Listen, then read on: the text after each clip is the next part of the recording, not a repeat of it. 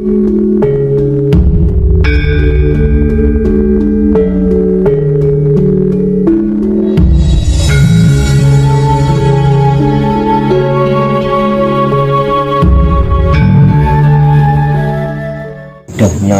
dengan Tuhan ini seperti apa, Romo?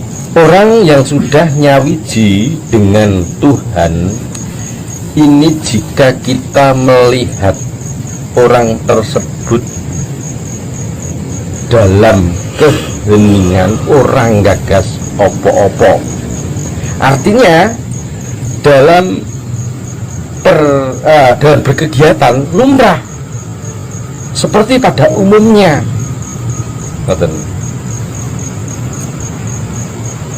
Tapi ketika sudah maneges, maka hilang watak orang tersebut. Dia seolah seperti tonggak atau batu yang tidak bergerak, walaupun ada angin, walaupun ada gempa. Contoh Mbah Marijan. Meskipun banyak orang yang sudah diungsikan almarhum Mbah Marijan, berapa orang yang menjemput beliau tetap tidak mau. Dan ketika rame-ramenya dia bertafakur, bersujud ke hadapan Allah Subhanahu wa Ta'ala, mohon untuk dihentikan gempa itu, maka beliau pun meninggal dengan keadaan sujud. Semoga Mbah Marijan menjadi suri tauladan kita semua orang Jawa, dan semoga Mbah Marijan menjadi umat yang husnul khotimah. Amin. Amin. Amin.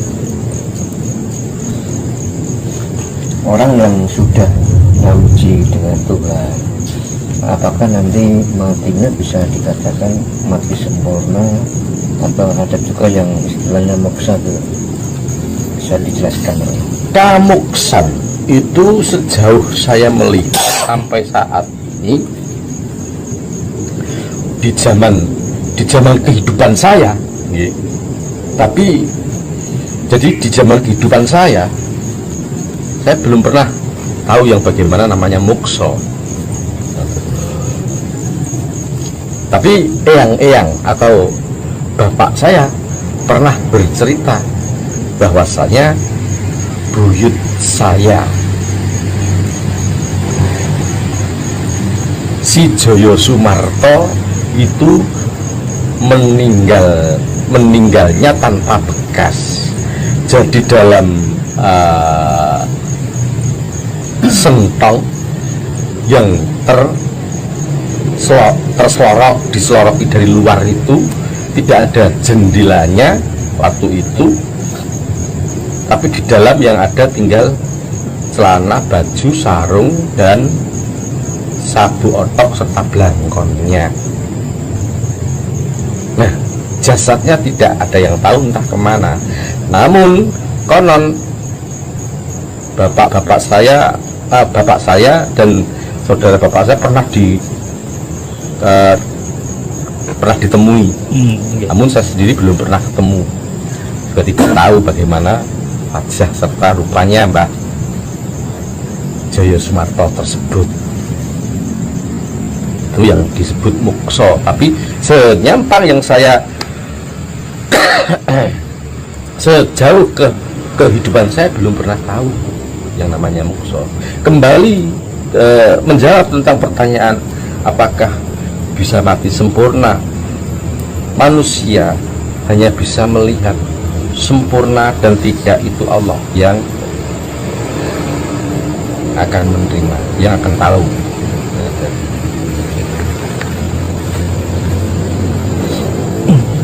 Terkait dengan muksa tadi, apakah setiap manusia itu bisa mati muksa?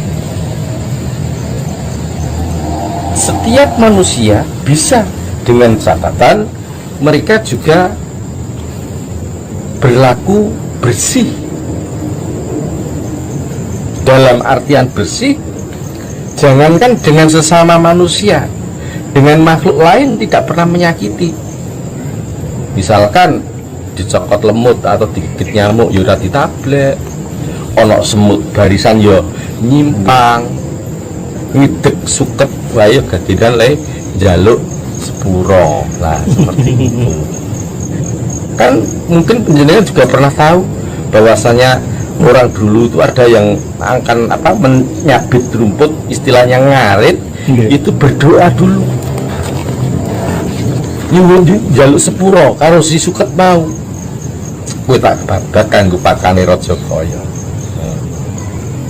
Ora tak nyonyo kowe pancen kodramu dadi pakane raja kaya. Niki terkait dengan pindahnya ibu kota ke Kalimantan Raya. Jika dilihat dari sisi spiritual, kedepannya setelah dipindah ke Kalimantan itu akan semakin baik ataukah sebaliknya? Mas, Nggih. kalau saya optimis akan semakin baik. Secara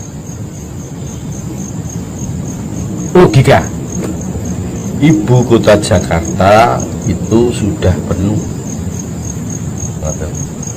penduduknya sudah padat. Tidak mungkin pemerintah harus mengurai penduduk untuk dipulangkan ke tempat asalnya. Dan ekonomi Jakarta sudah berjalan. Bagus. Roda ekonomi di Jakarta sudah bagus. Nah, lantas perpindahan ibu kota ke Kalimantan, maka saya optimis bagus karena baik. Kenapa? Memang saat sekarang masih dalam kondisi sepi, jarang penduduk, namun yang namanya kota pusat pemerintahan nantinya akan datang para urban mencari kehidupan yang baru di sana, yang makin lama juga akan menyamai dengan ibu kota. Itu yang pertama. Lantas kedua, Kalimantan sukunya, suku asli Kalimantan masih berpegang teguh pada adat dan tata cara yang dianut, sehingga peradabannya sangat kental sekali. Sementara Nuwun Sewu untuk di Jakarta sudah terlalu maju, bahkan lebih condong ke barat-baratan. Saudara kita yang Betawi saja hampir kehilangan budayanya, ikut-ikutan budaya yang ekspor impor gitu. Ikut-ikut budaya impor, kalah dengan budaya impor. Meskipun yang saudara kita di dalam Betawi masih mempertahankan, tapi gaya hidupnya ya tetap metropolis kan gitu. Nah, beda dengan Kalimantan yang masih kental sekali. Jadi intinya akan semakin membaik ya Bang. Semakin membaik, bahkan itu yang nantinya akan menjadi barometer persatuan negara-negara. Mengapa demikian? Ketika saya mengikuti upacara penempatan air dan bumi dari berbagai provinsi, ritual Kendi Nusantara kalau ritual Kendi Nusantara itu bagi penjenengan atau adik-adik kita yang tidak pernah mengungkap buku sejarah, maka itu dianggap yang pertama kali. Padahal sebelumnya sudah berdirinya keraton Surakarta Hadiningrat pindah ke Kartosuro Hadiningrat, dari Kartosuro pindah ke Surakarta Hadiningrat, itu pernah ada di Tugu Solo. Itu di bawahnya tempat menanam tanah dari berbagai bupati Patmonconegoro pada masa itu, dan alhamdulillah Solo bisa berjaya hingga sampai detik ini Kasunanan Kartatinegara gitu. Berarti dulu pernah dilakukan seperti itu. Betul. Ya? Termasuk ketika Sumpah Palapa Patih Gajah Mada juga pernah melakukan hal yang sama.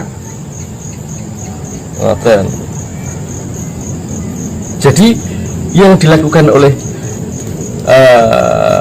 pemimpin kita, pemimpin negara kita, Pak Jokowi itu, kalau saya boleh ngomong, ya mengedak laku, artinya meniru perjalanan pendahulunya. Dua panjang wong Jawa, Mas. Wong Jawa.